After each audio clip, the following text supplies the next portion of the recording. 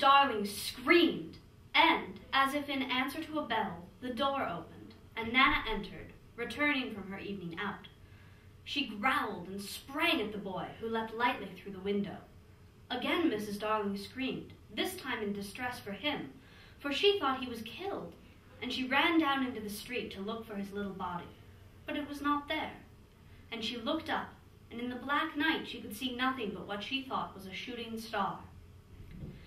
She returned to the nursery and found Nana with something in her mouth, which proved to be the boy's shadow. As he leapt at the window, Nana had closed it quickly, too late to catch him, but his shadow had not had time to get out. Slam went the window and snapped it off. You may be sure Mrs. Darling examined the shadow carefully, but it was quite the ordinary kind. Nana had no doubt of what was the best thing to do with this shadow. She hung it out at the window, meaning, he is sure to come back for it. Let us put it where he can get at it easily, without disturbing the children. But unfortunately, Mrs. Darling could not leave it hanging out at the window. It looked so like the washing and lowered the whole tone of the house. She thought of showing it to Mr. Darling, but he was totting up winter greatcoats for John and Michael, with a wet towel round his head to keep his brain clear, and it seemed a shame to trouble him. Besides, she knew exactly what he would say. It all comes of having a dog for a nurse. She decided to roll the shadow up and put it away carefully in a drawer, until a fitting opportunity came for telling her husband. Ah me. The opportunity came a week later, on that never-to-be-forgotten Friday. Of course it was a Friday. I ought to have been specially careful on a Friday, she used to say afterwards to her husband, while perhaps Nana was on the other side of her, holding her hand. No, Mr. Darling always said. I am responsible for it all. I, George Darling, did it. Mea culpa, mea culpa. He had had a classical education. They sat thus night after night recalling that fatal Friday, till every detail of it was stamped on their brains and came through on the other side like the faces on a bad coinage.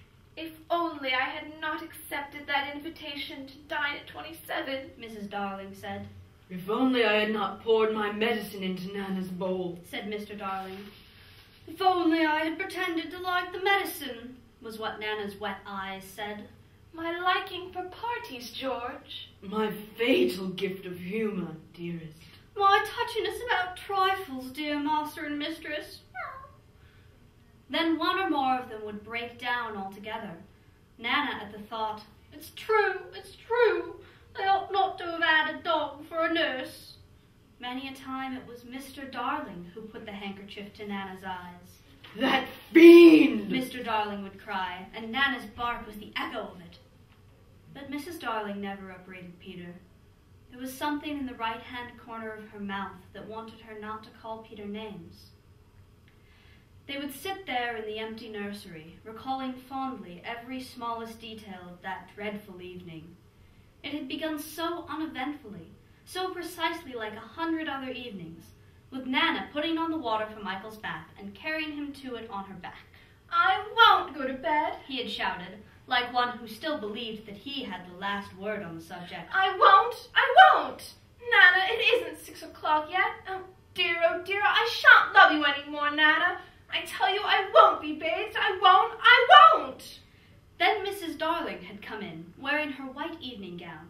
She had dressed early, because Wendy so loved to see her in her evening gown, with the necklace George had given her. She was wearing Wendy's bracelet on her arm. She had asked for the loan of it. Wendy so loved to lend her bracelet to her mother. She had found her 2 older children playing at being herself and father on the occasion of Wendy's birth, and John was saying, I am happy to inform you, Mrs. Darling, that you are now a mother, in just such a tone as Mr. Darling himself may have used on the real occasion. Wendy had danced with joy, just as the real Mrs. Darling must have done. Then John was born, with the extra pomp that he conceived to do to the birth of a male, and Michael came from his bath to ask to be born also, but John said brutally that they did not want any more. Michael had nearly cried. Nobody wants me, he said, and of course the lady in evening dress could not stand that. I do, she said. I so want a 3rd child, boy or girl. asked Michael, not too hopefully. Boy! Then he had leapt into her arms. Such a little thing for Mr. and Mrs. Darling and Nana to recall now, but not so little if that was to be Michael's last night in the nursery. They go on with their recollections. It was then that I rushed in like a tornado, wasn't it? Mr. Darling would say, scorning himself, and indeed he had been like a tornado.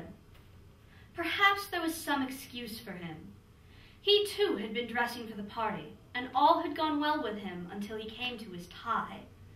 It is an astounding thing to have to tell, but this man, though he knew about stocks and shares, had no real mastery of his tie. Sometimes the thing yielded to him without a contest, but there were occasions when it would have been better for the house if he had swallowed his pride and used a made-up tie. This was such an occasion. He came rushing into the nursery with the crumpled little brute of a tie in his hand. Why, what is the matter, Father dear? Matter! He yelled. He really yelled. This tie it will not tie. He became dangerously sarcastic. Not round my neck, round the bedpost. Oh, yes, 20 times have I made it up round the bedpost, but round my neck, no. Oh, dear, no. Begs to be excused. He thought Mrs. Darling was not sufficiently impressed, and he went on sternly. I warn you of this, Mother, that unless this tie is round my neck, we don't go out to dinner tonight. And if I don't go out to dinner tonight, I never go to the office again. And if I don't go to the office again, you and I starve, and our children will be flung into the streets. Even then, Mrs. Darling was placid. Let me try, dear, she said, and indeed that was what he had come to ask her to do. And with her nice, cool hands, she tied his tie for him, while the children stood around to see their fate decided. Some men would have resented her being able to do it so easily, but Mr. Darling was far too fine a nature for that. He thanked her carelessly, at once forgot his rage, and in another moment was dancing round the room with Michael on his back. How wildly we romped, says Mrs. Darling now, recalling it. Our last romp. Mr. Darling groaned. Oh, George, do you remember Michael suddenly said to me, "How did you get to know me, Mother?" I remember. They were rather sweet, don't you think, George? And they were ours, and now they are gone. The romp had ended with the appearance of Nana, and most unluckily Mr. Darling collided against her, covering his trousers with hairs. They were not only new trousers, but they were the first he had ever had with braid on them, and he had to bite his lip to prevent the tears coming. Of course Mrs. Darling brushed him, but he began to talk again about its being a mistake to have a dog for a nurse. George, Nana is a treasure. No doubt. But I have an uneasy feeling at times she looks upon the children as puppies. Oh, no, dear one. I feel sure she knows they have souls. I wonder. Mr. Darling said thoughtfully. I wonder. It was an opportunity, his wife felt, for telling him about the boy. At first he pooh-poohed the story, but he became thoughtful when she showed him the shadow. It is nobody I know, he said, examining it carefully. But he does look a scoundrel. We were still discussing it, you remember, says Mr. Darling, when Nana came in with Michael's medicine. You will never carry the bottle in your mouth again, Nana, and it is all my fault. Strong man though he was, there is no doubt that he had behaved rather foolishly over the medicine. If he had a weakness, it was for thinking that all his life he had taken medicine boldly. And so now, when Michael dodged the spoon in Nana's mouth, he had said reprovingly, "Be a man, Michael." Won't! Michael cried naughtily.